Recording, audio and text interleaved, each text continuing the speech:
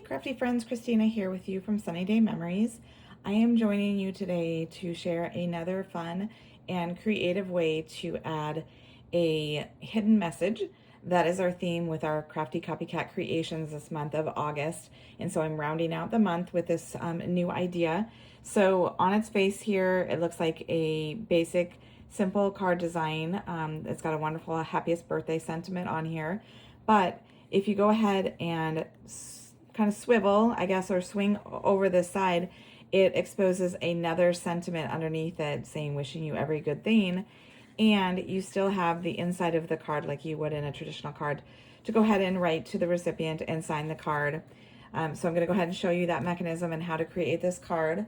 I am using our stamp set Tile Garden that is going to be coming out in a little over a week. It's part of our new catalog, the September to December catalog. So I love the floral designs in here. I didn't use any of them. I used these small little ones as a border, but I mainly went with the sentiments wishing you every good thing and the happiest birthday.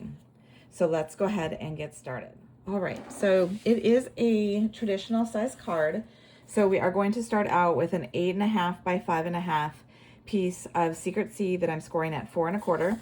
So your standard card that you would do. So I'm just gonna go ahead and fold it in half and then use my bone folder to get a nice crisp fold on the side. So we've got this side fold card right there. And then I've got a piece of basic white. It measures 3 3/4 by 5 inches. And then this is actually for the inside of the card, sorry. So we will stamp that and put that in there. And then for the outside, I've got another piece of basic white. It is 3 1/4 wide by 4 1/2 tall. So that's gonna be on the front there. And then to go on top of that, we're using the Violet Dreams paper collection. I love this polka dot here on the Secret Sea textured background. It's 3 inches wide by 4 1/4 tall. And so I'm gonna go ahead and I'm gonna glue these two here together so you have a nice white border so that it really makes those polka dots on this pattern pop. All right, so I wanted to, before I glued this down, let you see on the back side of this polka dot paper the pretty Violet Dreams, this other pattern that's with it with the nice diamond shapes and the violets in the center. So very pretty, a little bit more in theme with the title, or the name rather, of this paper collection. So like I said, I'm just gonna go ahead and glue it to this basic white piece so that there's that nice white border. And we're gonna set this aside for a moment. And we're gonna go ahead and, like I said, we're gonna stamp that border. So I'm gonna go ahead and open up my sample one so you can see here what I've done. So I am using the Secret Sea ink, and I'm using those little floral borders that I showed you on that stamp set. So I'm gonna actually grab a little scratch piece here because it's gonna go off the edge. So I am gonna go ahead and, starting here on this side here, like that. And it's nice to have these clear blocks so you can see exactly what you're doing. And then it's gonna go off the edge here a little bit. And so I've got my little Post-it note. And then what I did is I went and took the Hydrangea Hue Stampin' Blends marker, and I used the bullet tip, and I went ahead and I colored in the little dots, centers of the flowers. And then if I felt like I had too big of a little gap between the flowers, I added a little dot of that. So it was just very random. So you can see how I've done that on my sample card here. So I've got a little one there, a little one here, another one here at the end. And so it just kind of brings in, ties in the colors of the front of the card. So I'm gonna go ahead and finish this and then glue it down to the center of the inside of my card. Okay, so I've got that glued in. I've got all of Hydrangea Hue in there, so it ties it in nicely. So it's perfect when you're using a dark colored card base to have kind of a neutral lighter tone like a white or a cream color, just so it's easier for the recipient to be able to read what you're writing. But a tip that I will share with you, just in case you haven't ever thought to do it before, is using a metallic pen is awesome on these darker tones like blacks and navies, just because it really pops really nicely. So if you happen to have some, like a silver or gold metallic pen, you could use that in place of putting down the white piece on the inside of the card. Okay, so next we're gonna go ahead and we're gonna do our stamping of our sentiments. So we're gonna do the happiest birthday, and we're gonna do the other one that's behind the little swivel here. So again, these ones measure 2.5 inches long by 1 inch wide. So I'm going to stamp these in the Secret Sea ink, and then I'm going to go ahead and I'm going to glue them to, I've got the hydrangea hue. Your 2 pieces that are 2 5/8 long by 1 1/8 wide. So it's just 1/8 of an inch bigger so that we get a little bit of that color showing through. And then after I glue them to that, then I'm going to go ahead and glue them to the Secret Sea. So we've got 2 of those. I wanted them all to be the same so that it's not tricky to do. They're exactly the same measurements. It's 2 3/4 long by 1 1/4 wide. So again, just 1/8 of an inch difference with those. Okay, so I'm going to go ahead and stamp the first one and the happiest birthday. And then I will clean that off and stamp my second sentiment. And so the basic white piece is pretty much the exact size that you would need for stamping these longer sentiments. And so there you have the happiest birthday. So I wanted to share a quick tip with you. I realized as I was changing out my stamps to go ahead and stamp that second sentiment, that sometimes when you have like a sentiment like this and it's a little bit wiggly, they're more like a more detailed one, and it's really hard to get straight on your block, so then it's not straight on your stamping. So the trick for that is going ahead and putting that stamp image side down on your table, kind of just plopping it. It's going to, gravity's going to balance it out so that it's straight. And then if you go ahead and take your block to it, you're going to know that it's straight instead of trying to, you know, stick it down yourself and then kind of futz with it a little bit to get it straight. Just let gravity help you out. Just kind of drop it on there, then take your block to it and then pick it up. Okay, I hope that helps. All right, so we've got our sentiments stamped, we've got our border stamped. So we're going to go back to this piece here that we originally were working on, and we're going to start creating the mechanism. So what you're going to need are 2 small circle die cuts. I didn't give you a measurement for this because it can be whatever you have in your stash. I don't want you to feel forced to use the size that I did. I did a 1-inch one here just so that you kind of know. So you're going to need 2 of them, and you're going to need one that's smaller than that to be kind of your center. So I didn't have an open circle die where I could nest them. So I'm actually using like a flower center here because it's smaller.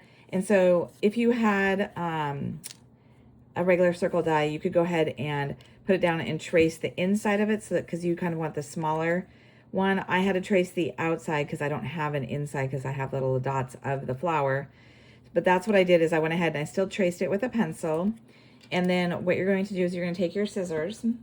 And for me, I'm going to cut a little bit past that pencil line because I need it to be more than that big space. And so I've got a slit there, and I'm going to do another one. It's kind of like you're making a little pie shape, but you're not going angled. You're not actually wanting to take it out. So it's kind of more parallel with a slight angle. Okay. So hopefully it's just creating this little tab here. Hopefully that shows up. I'll kind of turn it a little bit. And then we're going to rotate, and we're going to go on the other side, and we're going to repeat the same thing. So we're going to go ahead and cut. Again, I'm cutting a little bit further in because I didn't have the smaller circle. So I've got these 2 tabs like this. Okay. So this is what it's going to look like. All right. So then what you're going to do is whatever your smaller circle was that you used for this centerpiece, you're going to take that and you're going to place it on your paper. And since I'm using 2 pieces of paper here, it will be a little bit thicker. So you could just use a piece of cardstock if you didn't want to have to go through multiple layers. I just run it through a couple times, run it forward, run it back, and then that ensures that it does go through completely. What we're doing is we're making a circle that's the same size as what these will be able to fit through. So I'm going to go ahead and do this off screen, off camera here, when I go ahead and die cut this out. Okay, so as you can see, I've gone ahead and I've cut that out, and I have a little hole there. So then what I'm going to do is I'm going to take this piece that we cut those 2 little tabs out, and I'm going to start from the back, and I'm going to squish those tabs inward so that those can go ahead and poke through the center of that circle. Okay, so I'm just going to show that again just to make sure you guys see. So I'm poking or pulling the 2 tabs inward so those can go through the hole. Okay, and then I'm going to go ahead and flatten them down. And it's okay if your circle goes beyond the piece of cardstock or pattern paper, whatever you're using, because it is going to get covered up. And that's why the circle doesn't necessarily matter. Like, it just needs to be a smaller circle. You don't want to be using like a big 3-inch circle But if you've got a 1 1/4 inch, that's fine. If you've got a 3/4 inch, whatever you have on hand, go ahead and use, okay? Use your supplies. So now with these tabs down flat, you're gonna put a little bit of glue on here so that then you can go ahead and sandwich it. Whoops, and I got a little bit more than I wanted there. Because you do not want it to like smooch out and glue anything else together. Because what we're gonna do, so bring it closer, is I've got glue just on those 2 tabs, and then I'm taking that same size circle, or you can use a larger size circle than the original. It was just easy for me to do the same size since I already had it out. I just cut 2 of them. So you're gonna go ahead and glue that down just like that. Make sure it gets good contact. Then you're gonna flip it over, and this is the back side of that mechanism. So then what you're going to do is you're gonna go ahead and put some glue on the mechanism thing, not too much again, because you don't want it to smooch out and create excess and basically glue down parts that you don't want glued down. So then we're gonna go ahead and we're going to center this on your card, so that the only part that is getting glued is that part that we put on the back tabs of that mechanism, okay? So we're just gonna let that sit for a minute so that it gets some good contact. So that was pretty simple, right? Like once you kind of understand it, not hard to do. So now what we're gonna do is we're gonna start working on our flower while that's drying. So I got my flower from the die sheet that this comes in the Violet Dreams paper. So I just went ahead and I punched out this die cut here. And then I also punched out 2 of these little white ones, and I layered them with glue. And so what I'm gonna do is I'm using my blends, my Stampin' blends, and I'm using the Hydrangea Hue for the flower itself. I'm using the Peaceful Pine for the leaves, and in the center of the flower, I'm using the light Golden Glow. All right, so I'm just gonna go ahead and color this off screen so you don't have to watch me color, and then we'll be back to go ahead and glue everything together. All right, so I finished coloring it. So I always start with the lighter color, the light color blend, and then I take the darker one and I kind of just trace over the lines to get a little bit more definition. So that is what I did with the Hydrangea Hue and the Peaceful Pine. And another trick, I don't have a lot of tricks to share with coloring, but is if the area is very small, if you kind of dot with your marker versus trying to do brush strokes, it'll make it easier so you don't go outside of the lines. So there's my little helpful tip for you. So for these little guys here, I punched them out. And like I was saying, is I'm just gonna go ahead and put a dot of blue on the bottom one, and then I'm just gonna kind of shift them a little bit so that way it creates kind of more of a full flower effect. And so that's what I'm going to do with this real quick here. I just want to make sure you guys saw how I did that. So in case you haven't thought to do that before, it might be something new for you to give it a try. All right, so I was making sure to kind of put the bigger petals on the opposite side of the other big petals, just so that it has a better balance to it. And then I like to take my pick tool here, or take a pick tool, sorry, and kind of move it around a little bit. So then I'm just gonna let it sit to dry, and I'm gonna go ahead and bring this back in here. And so now this is kind of like my platform to go ahead and decorate how I want to do it. So the one thing to keep in mind is that you don't want it to go beyond the edges of your card, because then it won't fit in the envelope, right? You wanna make sure that you're staying within those boundaries. So what I do is I go ahead and I put my adhesive on the circle itself, and then I go ahead and I'm placing down my flower, making sure that the flower does cover up the circle below, but it's not going beyond the card itself, because I want it to fit inside my envelope, okay?